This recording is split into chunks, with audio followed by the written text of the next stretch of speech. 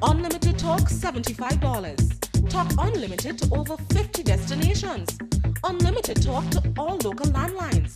Landline to mobile 45 cents. Sign up now. Flow, watch, talk, click.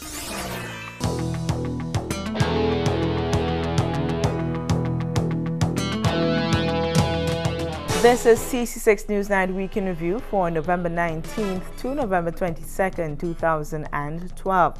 It was the week in which the finance minister dispelled long-held beliefs about his association with the RMC.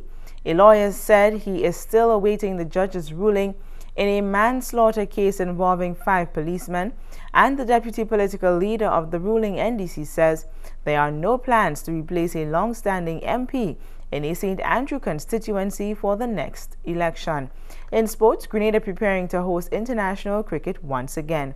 Details when we return. Unlimited talk $75. Talk unlimited to over 50 destinations. Unlimited talk to all local landlines. Landline to mobile 45 cents. Sign up now.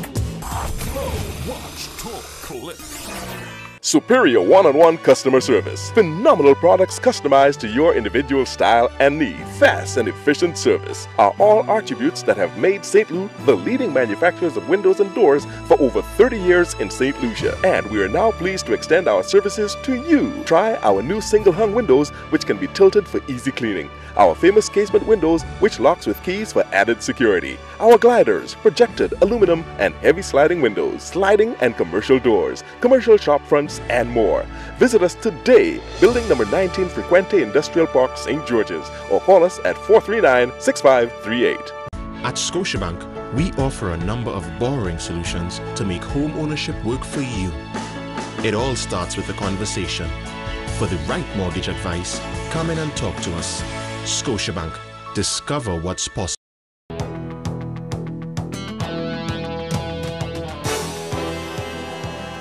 Thanks for joining us. I am Samantha Williams. There always seems to be more questions than answers about the period of Grenada's revolution from March 13, 1979 to October 19, 1983, and the one-week period when the RMC ruled before combined forces put an end to that regime. But a senior government minister has finally answered a question that has kept many people guessing for almost 3 decades. Minister of Finance Honorable Nazim Burke has dispelled a long-held belief that he occupied a ministerial portfolio for the period October 19th to October 24th, 1983. Speaking with CC6 Newsnight after participating in the current affairs program You Decide on Wednesday, Minister Burke addressed a statement made by a caller during the show that he was Minister of Finance under the Revolutionary Military Council, which ruled the country for almost a week. The RMC was a revolutionary military council. I was never a part of a military council. Yeah, yeah, that is not so. I mean, I heard Chester making all the statements and so on. That is not the case. He says, however, he did hold the Minister of Finance portfolio for a short period in the People's Revolutionary Government after the deputy leader Bernard Cord resigned. I served between October 11th or 12th and October 19th. You never served between 19th. There was to no 24th? government. No, there was. I know there was no there was government, a military but council. There was a military council. Yes, and that it was made up of military people. So you were A never government part was of never that? a government was never selected in that period. The RMC had the country on a lockdown after the assassination of Revolutionary Prime Minister Maurice Bishop and members of his cabinet on October 19, 1983. And Mr. Burke says any suggestion that he was part of the RMC group is founded only on emotions. RMC sounds very emotive, and so somebody wants to say, well, yeah, he was a member of the RMC and so on. After Bernard resigned in, I think it was maybe about the 12th or 13th of October, I was asked, the Central Committee appointed me as the Minister for Finance, and the government was dissolved essentially on the 19th, at which time a revolutionary military council took control of the country. No government was chosen in its place. So I was not a minister of government under the RMC. That's just emotions. Historical records have claimed that Burke carried out duties on behalf of the RMC during the October 19th to 24th period, but Mr. Burke told CC6 Newsnight there were no official activities during that period and the military had total control of the country. Beverly Sinclair, CC6 Newsnight. A local attorney who is awaiting judgment in a case concerning 5 policemen charged with manslaughter is currently seeking to prove that another of his clients is innocent of charges laid against him and is using similar tactics in both cases. Attorney at law Anselm Clouden and his colleagues, Dr. Francis Alexis QC and Cajetan Hood, are still awaiting an answer from the judge they sat before when filing for judicial review of the case where 5 policemen are charged for the death of a man who was in their custody. The 5 policemen have been charged with manslaughter in the death of Oscar Bartholomew, a Grenadian national living in Canada, who was home for the holiday with his wife. Bartholomew was detained by the police after an altercation at the St. David police station and subsequently died at the hospital after a beating incident while he was still in the custody of the lawmen. Mr. Clouden told CC6 Newsnight on Monday that he believes one of the reasons for the delay is that the judges have too much on their hands and things could have run smoother if they had assistance like in North America. In our jurisdiction, in the OECS Supreme Court jurisdiction, that practice does not obtain, and therefore you find judges are stretched. They have to hear cases and they have to write judgments. They have to do some research, although counsel would have fortified them with the necessary authorities, but they have to read these authorities. So it takes time. Mr. Clouden says a similar action has been taken with another of his clients for whom he had a court hearing on Monday. Policeman Joel Hosford was charged in 2008 for stealing by reason of employment, and Mr. Clouden explains what happened during his preliminary inquiry. We had a preliminary inquiry and motions made to set aside the order of committal. Dr. Alexis took an application for judicial review, something similar to what has happened in the state and the policemen who were indicted for manslaughter, asking that the committal order be quashed and that Hosford be discharged. The judge has since delivered a decision, and this is saying that the committal order was lawful in accordance with the provisions of the Criminal Procedure Code, and therefore Hosford matter came up for trial at this sitting of the assizes. The court hearing, he says, is an ongoing session to prove that Joel Hosford was not guilty for the crime with which he was charged. Karima Lewis, CC6 Newsnight. Young inmates at Her Majesty's prisons are to benefit from a training program that has been launched to teach skills that they will be able to take with them when they emerge from behind the walls. At least 20 prisoners are getting a chance to learn a skill that can be useful to them when they are released from Her Majesty's prison. The training is an initiative of the National Training Agency, and an orientation session was held at the prison on Tuesday for the inmates as they get ready to start a new chapter in their lives. They will be trained in Level 1 General Construction. Superintendent Roy Charles urges the students to make full use of the opportunity. I don't know if there is any other prisons that this program is already implemented. But I appraise them that you should grab this with your both hands. Make sure that you embrace the opportunity. Take all that you could get from it. So when you have been released from prison, you could be a much better and useful people in society. NTA Representative Lincoln Morgan says the training is very important as the inmates can get a second chance after serving time. I believe that in a prison, we need to not just lock people up, but we need to help them to find ways of growing as individuals so that upon your release, you can live a life that would be very satisfying to yourself very satisfying to your family members, and very satisfying to the communities that you're a part of. And I think that an occupational training program like this goes a very long way in helping to achieve that objective. Project Manager Perrin Johnson applauds the students for the step they are taking and says the life skills part of the program is very important for their success. Not only do we want persons in the workplace that are skilled, that can do the job, that can measure, that can do carpentry, etc., but we want persons who have the right work ethics, who knows about how to work with their colleagues, who knows about how to communicate, who knows about how to take correction, who knows about how to resolve conflict, all right? So the life skill aspect of the training will give you such orientation. The program will be for a period of 7 months. Karima Lewis, CC6 Newsnight. When we return, Grenada not participating in the 2013 Chelsea Flower Show. Only one dishwashing liquid can do the job. Quicks is the expert in taking out the toughest grease easily. You know you can trust it. Quicks cuts grease better, full stop. GTM wishes to advise its customers of its new toll-free office and fax numbers for our local offices. You can contact us at 800-4GTM. That is 800-4486. Alternatively, we can be contacted on telephone numbers 232-2351, 232-6456 or 232-0920. GTM, song solid, reliable. Digicel makes you smile.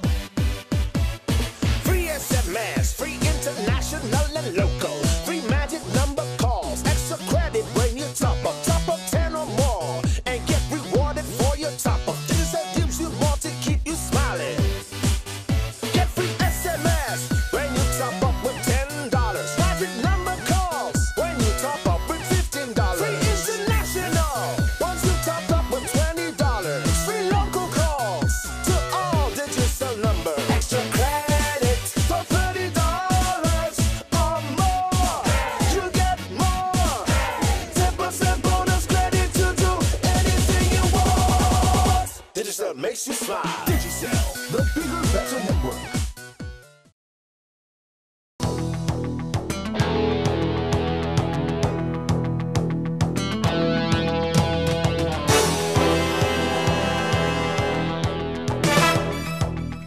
One of the most senior executive members of the ruling party says there is no plans to replace a man that has taken his seat home for the NDC twice already, despite actions and utterances by others that would suggest otherwise. There is no contention in the St. Andrew Northwest constituency about who will represent the National Democratic Congress in the upcoming election, says the party's deputy leader, Nazim Burke. Sources close to CC6 Newsnight had told our newsroom that an employee in the Prime Minister's office, Philip Alexander, is to be installed as caretaker for the constituency as the NDC was looking to replace incumbent Member of Parliament Aline Walker for the national polls due next year. Our sources said a meeting had been planned for Tuesday to endorse Mr. Alexander as the caretaker. I am not aware that a meeting took place. As I understood it, a meeting was scheduled to take place. I don't think it actually came off.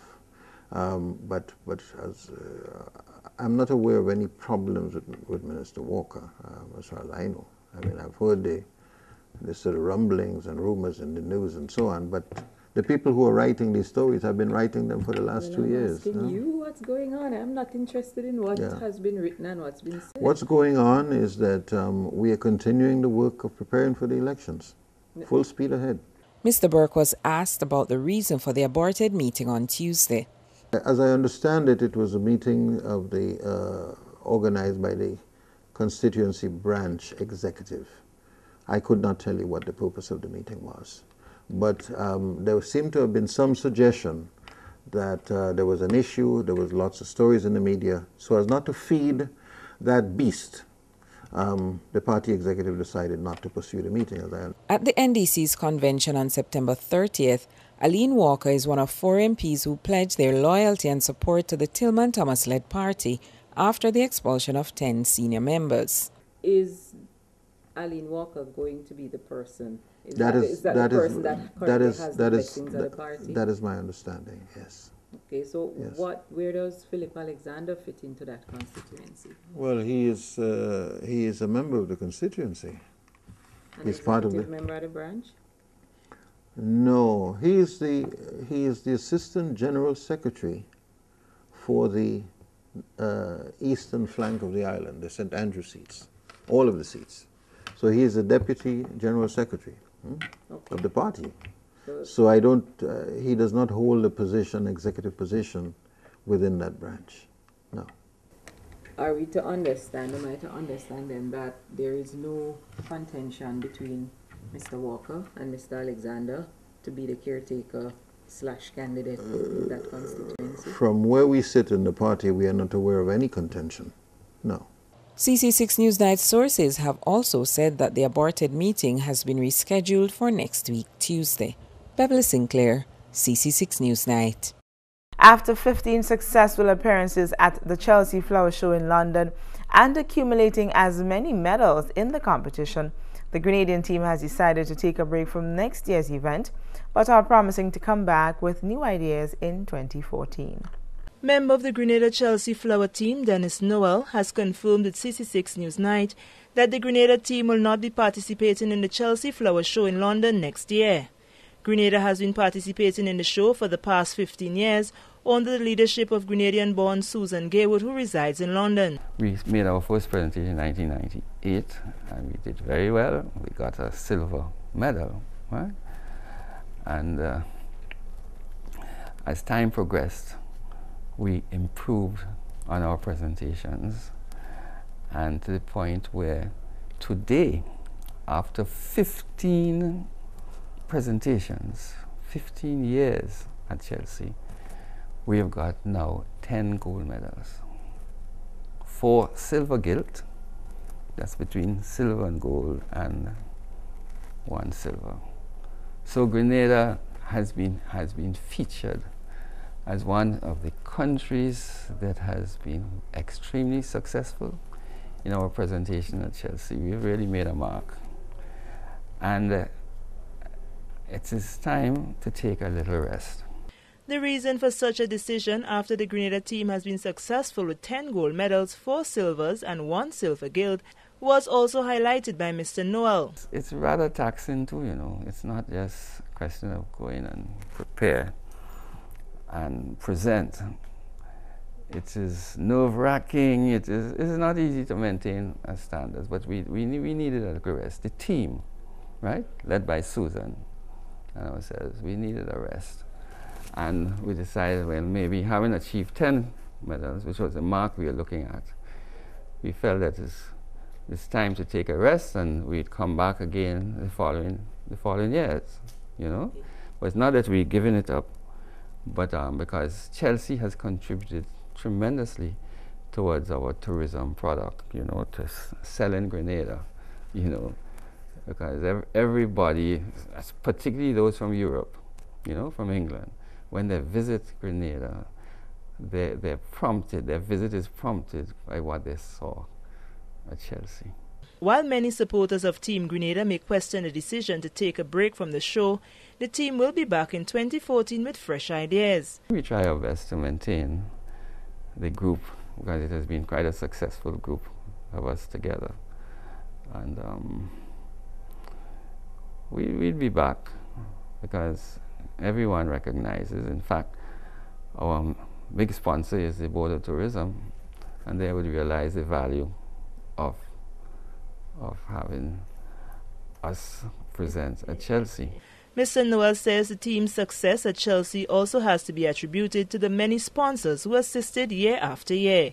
Sherry-Ann Noel, CC6 Newsnight. The Grenada Hotel and Tourism Association says the responses to their many requests for assistance from the government has not been good, and if left in its current state, the sector will see more hotels closing that will further depress the economy. After many consultations with the government, the Grenada Hotel and Tourism Association is not happy that some of the recommendations for improving the sector have not been accepted. president of the GHTA, Ian W., addressing a recent media conference, says the sector should not be feeling like it's twisting the arm of the government because there are certain things the state is mandated to provide. One of the issues on the table, he says, is for government to help in getting GRENLEC to work out a plan that would reduce the cost of energy to the sector. To assist us in dialogue with GRENLEC, to put a little pressure on GRENLEC so that the energy cost that we face in can be reduced, which will be another way of trying to keep ourselves afloat, because as you know, energy costs in Grenada is extremely high. That went nowhere. He says there are hotels with up to 13% interest rates on loans, and the GHTA has consulted the Minister of Finance to get his help with that situation. Our Minister of Finance is the chairman of the ECCB.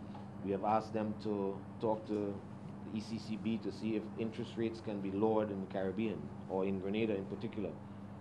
So all of these initiatives that have come up from the sector has not been, I wouldn't say dealt with, but there's no response has come out on that. Hoteliers had also asked for concessions on items like bed linen, sheets, towels, plates and other items, but that has not been received. We know that Sandals has come in and they have gotten a whole spew of concessions, and we're not asking government to give us the pie, but look at the things that we are asking for, and this was actually turned down. That was part of the task force too. So we are faced, yes, that was turned down, but we haven't finished there yet. We'll be back again at the table. But these are the things that we're talking about, making the environment friendly. These are the areas that also will make the properties be, either you survive through this downturn, this economic downturn, or close. Mr. Dario says the closure of more hotels means another major downturn of the economy, and the consultations with the government were to find ways to stabilize the hotel sector and turn around the country's fortunes. Karima Lewis, CC6 Newsnight. Coming up in sports, Grenada fails to make it 3 in a row for the CFU Caribbean Cup Finals. Breeze removes stains in the first wash. The other detergents, not always. You have to wash it all again and use twice the amount. So, which one costs more? Do the math. Choose Breeze. Unbeatable stain removal. Cool me down. Nothing can hard in my country. So I open a bakery. Yes. Hey, in order that I should marry. When did you jump, soca? Friendliest people you'll ever meet. Wise man with black thumb beside him.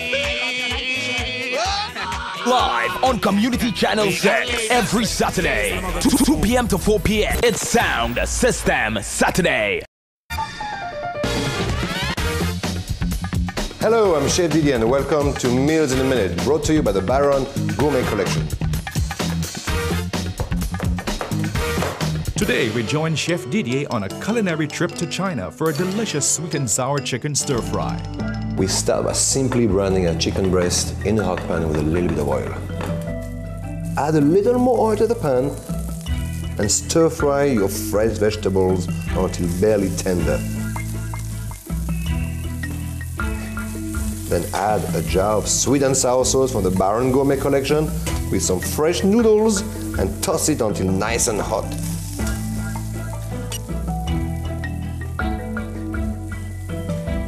And now you are ready to enjoy your sweet and sour stir fry. We hope we can inspire your next meal in minutes with the Baron Gourmet Collection. Baron, we make food tasty. Welcome back. Grenada failed to advance to the final of the CFU Caribbean Cup following a 2-0 loss to Haiti in the third and final game of the Group 6 semi-final. The match was played at the National Stadium on Sunday, with Grenada in a great chance to make it to the final carded for later this year, even with a loss by only 1 goal. With Haiti opening the scoring in the 36th minute, Grenada still had hopes of advancing, but an own goal in the 58th minute diminished their chances. Coach Ali DeBellot spoke to members of the media following the game, and he says simply, the visitors played a more skillful match. The other 2 games, I think the skill level were compatible, so we saw that balance off.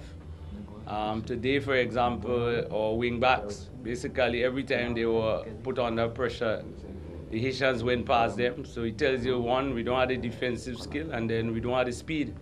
I think once you don't have possession of the ball, it's very difficult to play. And we just couldn't get possession of the ball. The Bellot acknowledged that going into the second half of the game, the team was still optimistic about advancing. However, the chance got away from them. We think that even though at that stage when we went onto the pitch, even though Haiti had won the game 1-0, we still would have had the opportunity of qualifying. So our aim was to avoid the Haitians of scoring more than one. And to do that, you can't really attack and defend at the same time. And so we choose defense. You know, hopefully we counter-attack more than attack.